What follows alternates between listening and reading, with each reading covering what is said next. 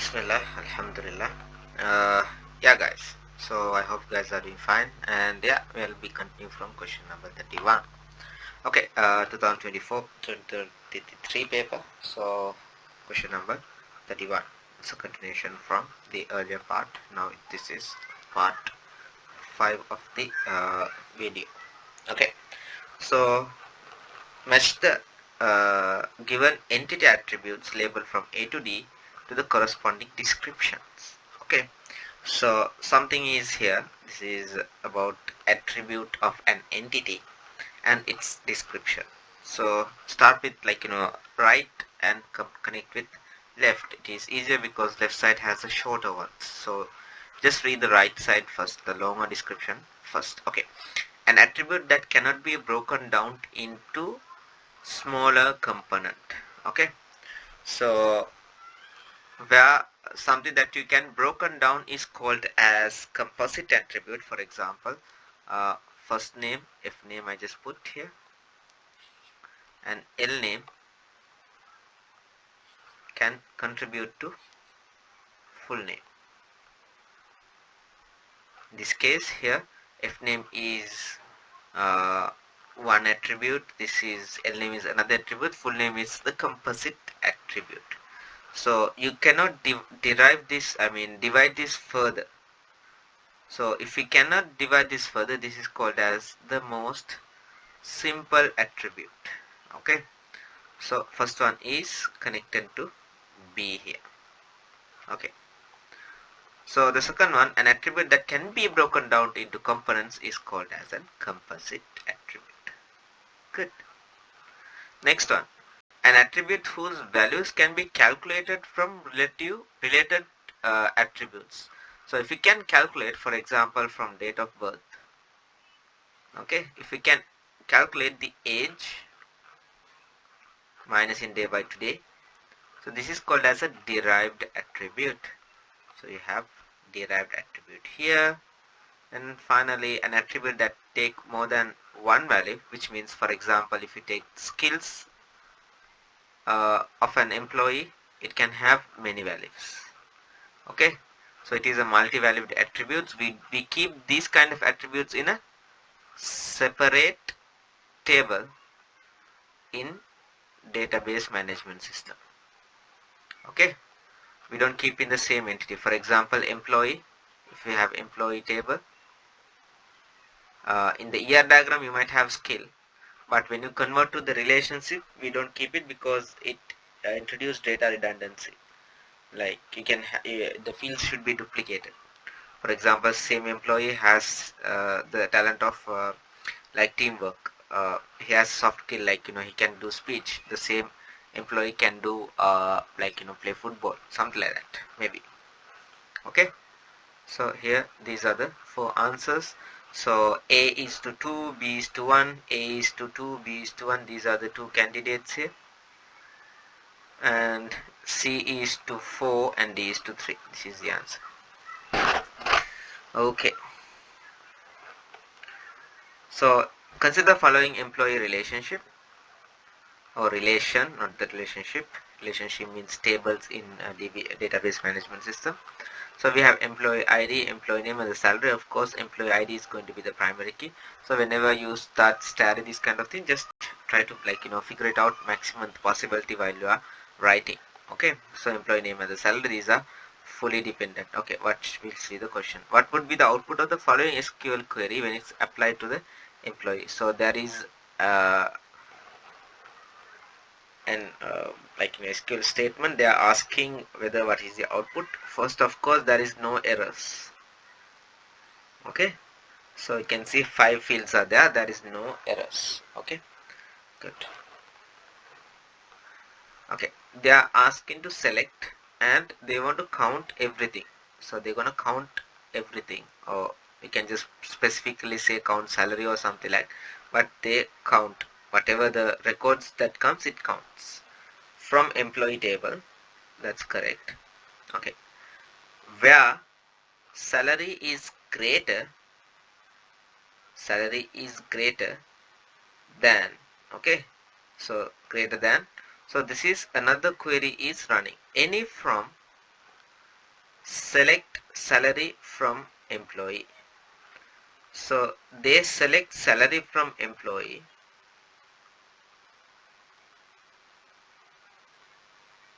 Okay.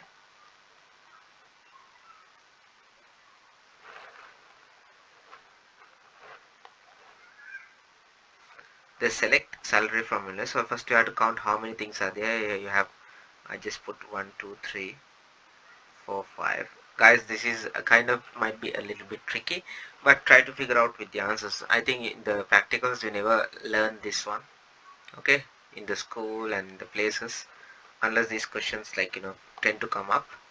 So you have to go for improvise at this point. Okay, what you have, you try to figure out the answer. Okay, so select salary from employees. It will select 6,000, select 55,000, it will select 70,000, it will select 65,000, it will select 75,000. Okay, it has selected, and any of this you have to select the salary which is greater than any of these salaries. Okay, what that means actually, select from any of these salaries. So you have salary, so the salary should be greater than any of the salary that you already have. So for example, if I take 60,000, okay, is it greater than 60? No, it is equal to 60. Is it greater than 55,000? Yes, it is greater than 55,000. Is it greater than 70,000? No. It is greater than 65,000? No. It is greater than 75,000? No. So this will be selected. This will be selected. The 60,000 will be selected if it is greater than any of these. So I have a option that is greater than 55,000. So it will be selected, which means it will be come. Okay. So it will come in one section as 60,000. This is the output table, and finally it's a count table. So it counts the output. So I'll just put the output first for you guys to understand. Next question. The next entry is 55,000 here. So we have 55,000. Is 55,000 greater than 60,000? No. Is 55,000 is greater than 50,000? 55,000? No, because it is equal. Is it greater than 70,000? No. It is greater than 65,000? No. It is greater than 75,000? No. So this guy is not greater than anything. So this is not qualified to come into the final entry. So 70,000, yes, it is greater than 60, 55, 65, yes, it's gonna come. 70 gonna come. Then 65, you can see 65 is gonna come because it's greater than 55. 75, yes, of course it's gonna come. So there will be only 4 entries. So when we count, we are getting only 4 entries is greater than any of the salaries. So answer is number 2, which is 4 entries. If you could not get it, just go rewind and just try to get it. So it is it's just try to calculate that salaries which is greater than the lowest salary, in other words. Okay, good. Now we are going to the next section, which is another SQL term here. Consider given SQL statement to create 2 database names, tables, lending and student. Okay, so create table lending. So name of the when you use create, that's a DDL, and you have to mention what database object you are dealing with. So we can create index, we can create database. In this case we are creating the table of lending. So once you start with that, you have to start with the bracket and close and include all the things which a comma. So just it has done the same thing here, technical. Okay, so book number, that's the name of the field or attribute. It's a variable character of 10 and it should not null, it should be presented. It is a present. Okay, book name, it's also not null, it's also varchar. Description, issue date is a date function, data type, sorry. Student ID is a character and it's not null. The difference between character and variable character is, in character you have to fix the character. Like if it is 5, you have to have all 5. Variable if it is variable 5, vacha, you can have from 0 to 5, even if it is not null. If it is if it is null, if it is not null, you should have at least one character to 5 characters. Its length is variable. Primary key of this table is book number. Then student number, so they have not mentioned this is as a foreign key because it's a primary key here. Okay, they have to mention later, at least using alter table. So student ID, yeah, you can read all these things, and here also we have a data type, and vacha, those are the common. Okay, which of the following statement are correct? Student ID is a foreign key in the lending table.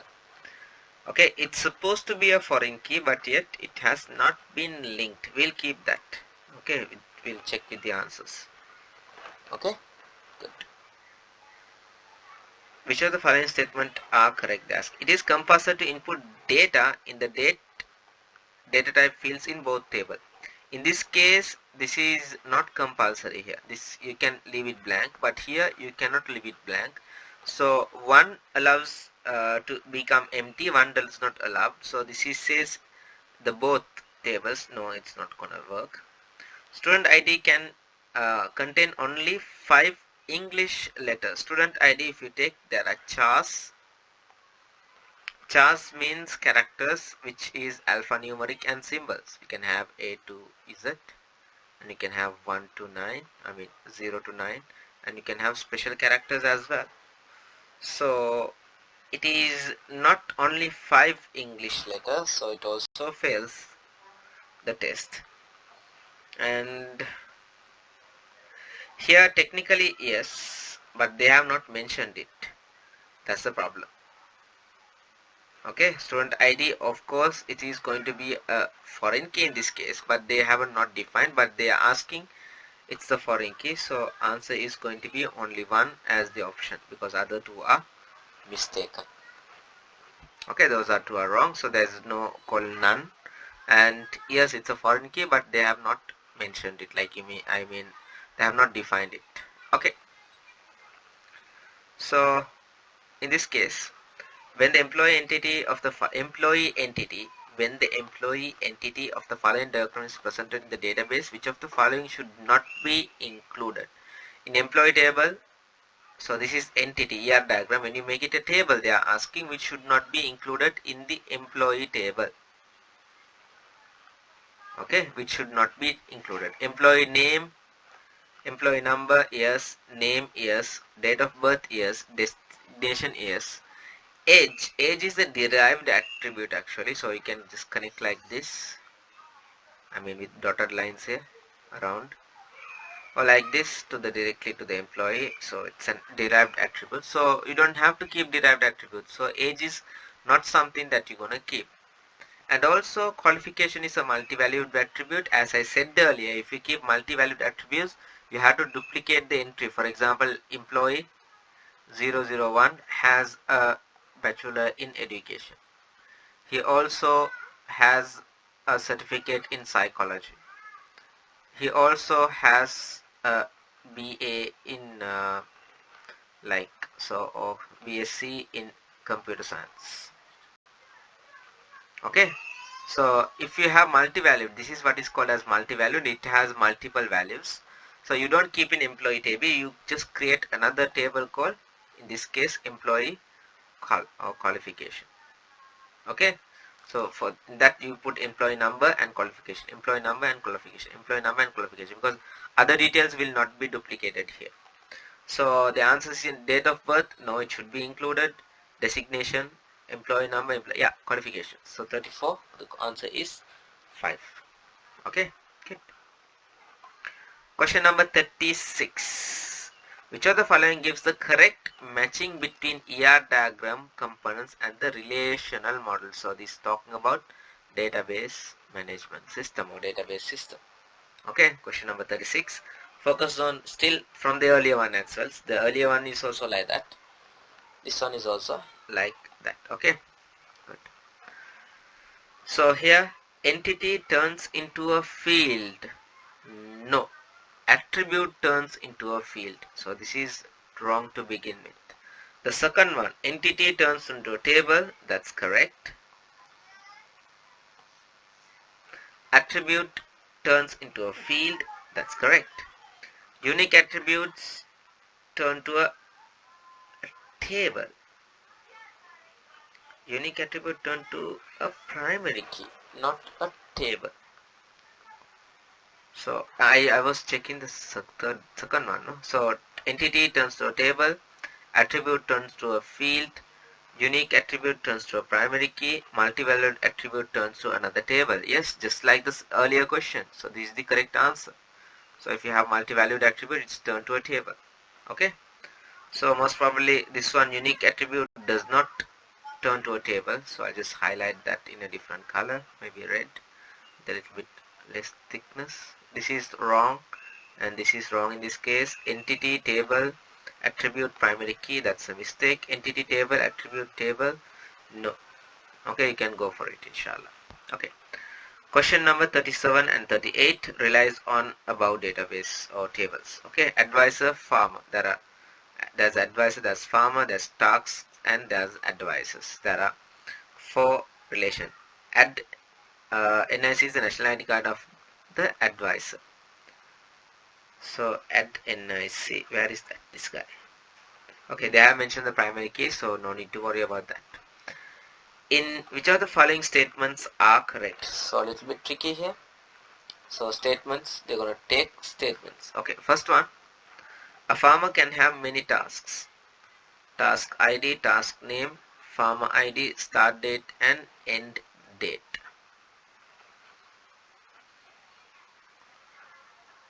And duplication of farm ID does not do anything. It is possible. Okay, good. Next one. One advisor can advise many tasks. One advisor can advise many tasks. So advisor and task, I think it goes this. An advisor can advise many tasks. So when you have a composite key, usually you will have a complex or so M2M relationship between them. Or sorry, it's one-to-M relationship, one-to-many or many-to-many, some cases that you have to divide into another table when normalizing. Okay, so when you have a composite key, so you have one can do many. Yeah, good. So one advisor can advise many tasks. Yes. For one task, a farmer can have many advisors. For one task, so we have the task here. The farmer is here.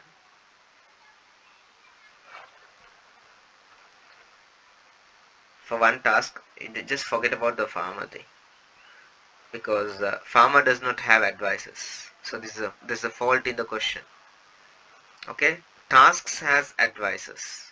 This is what the thing says. Okay, a task can have farmers.